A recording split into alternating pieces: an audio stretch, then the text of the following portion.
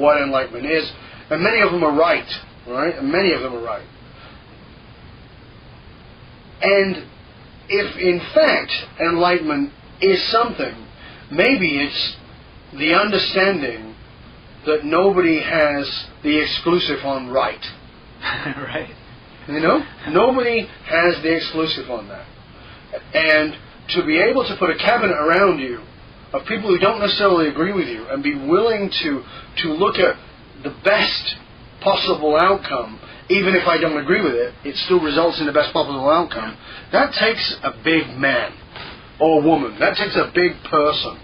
It's not an easy thing to do. It's not an easy thing to do, because we've all got egos, as we've talked about before. We've all got egos, and what I find fascinating about this guy is he seems to be willing to put his ego aside. He seems to be willing to embrace other people's ideas.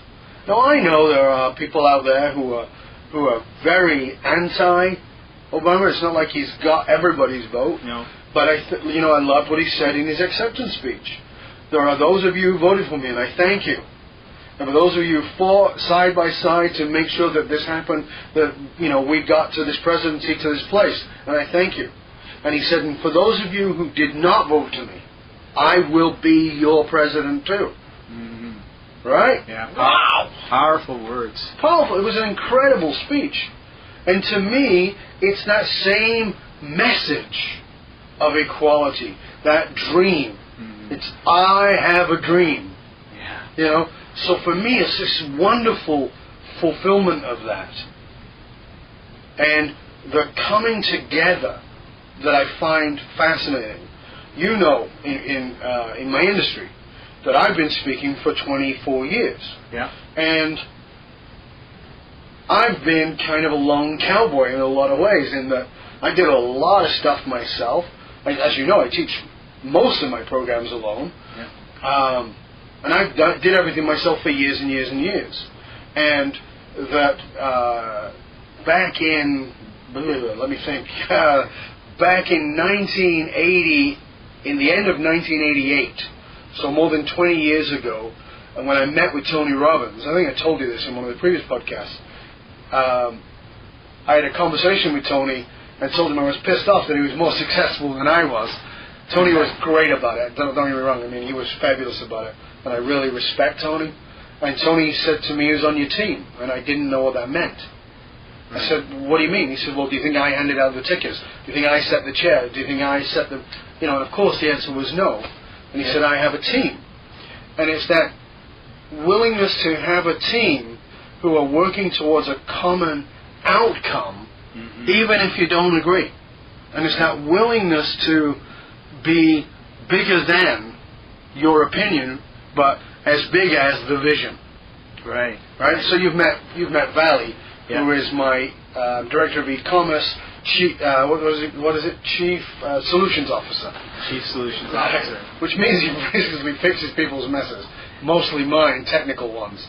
And there are, we were talking about this, that there are some things about the way our business runs and what it is we do. Valley and I don't agree on. Mm-hmm. But we totally agree on the vision. Right. And because we agree on the vision, we find a way to make it work. And that's what I find fascinating about what Obama's doing.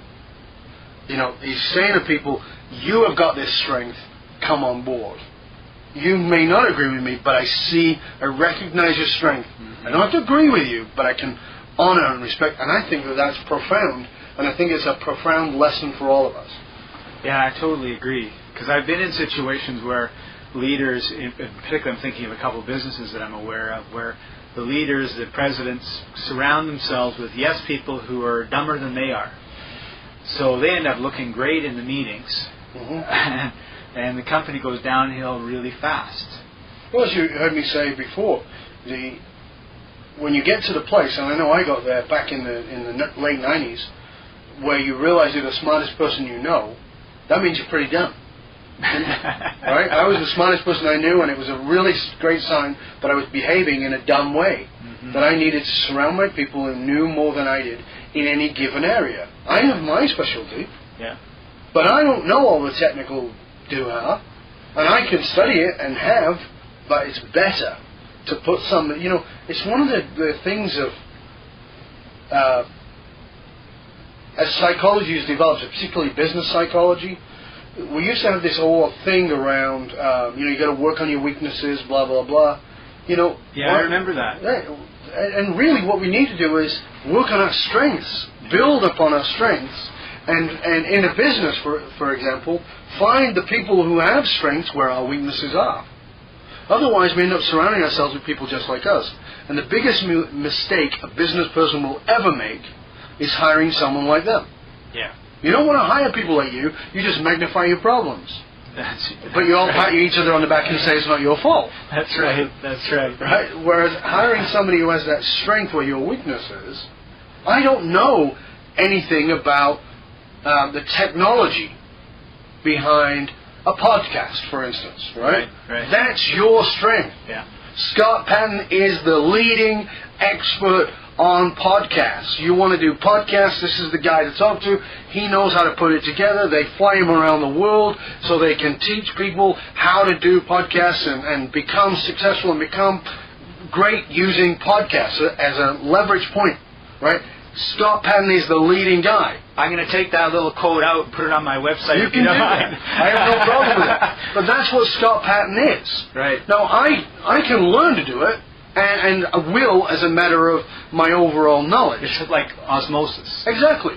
But at the same time, it's not my number one focus. Right. It doesn't need to be my number one focus. What needs for me to do is for me to find Scott Patton, the leading expert in podcasts, and say, hey, this isn't my strength, but it is yours. Right. Let's do it together. That's what I'm seeing in the Obama cabinet. Yeah. Is that, each of those people have been picked for their strengths. Whether they agree with him or not is not relevant. Is their strength is, how can we use this strength to not only rebuild the United States, but to rebuild, and interesting from a marketing position, rebrand the United States in the world. Right. Because the brand is a pretty crappy brand of late. Yeah, it's been tarnished. Right, it's been tarnished from the great American empire to something that, where people are taking off their flags off their backpacks.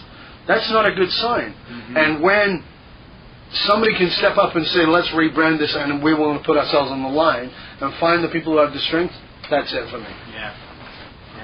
As you were talking, you reminded me of a manager I worked for once who said, if everyone in the store, and there was like 120 employees, was like me, we'd have no problems. No. And it was all I could do to keep my mouth shut, because all I was thinking was, all of my problems, you cause. Yeah. I don't have any problems with the messes you keep making that I have to clean up that you don't know about, right?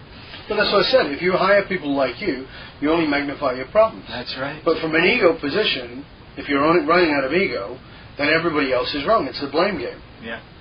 And what you're talking about with Obama, too, I think is interesting on a personal level, because if he is willing to sit down with people that he knows may never agree with him on certain points, right? Mm-hmm. And work through them and come out with what they all agree is maybe the best thing to do, then what does that mean for us on a personal level, mm-hmm. right? When we run into people that, totally disagree with what it is that we're doing. And I just think that opens up a whole area of communication because good leaders lead by example. Exactly. As you pointed out, right? So I think on the macro level it's really exciting, and I think what he's doing on a micro level, that is one person with one other person, is also really, really exciting. We are on the brink of change. And actually in our next podcast, I want to talk about that, not just from a place of Obama, but I really see that we're on a brink of change. And I believe the next 3 years are about something very different, and which we've not spoke about particularly in these podcasts before, that I've been speaking about more privately with some of my students and some of my people I hold in high esteem. We've been discussing a lot of these things, and I believe that we are on the brink of change, and I think the manifestation of an African American multicultural president is a manifestation of saying where we're really going. And The question will be, what will we do with that? Cool. So we're going to be answering that question on our next podcast. We are indeed. So stay tuned, everybody.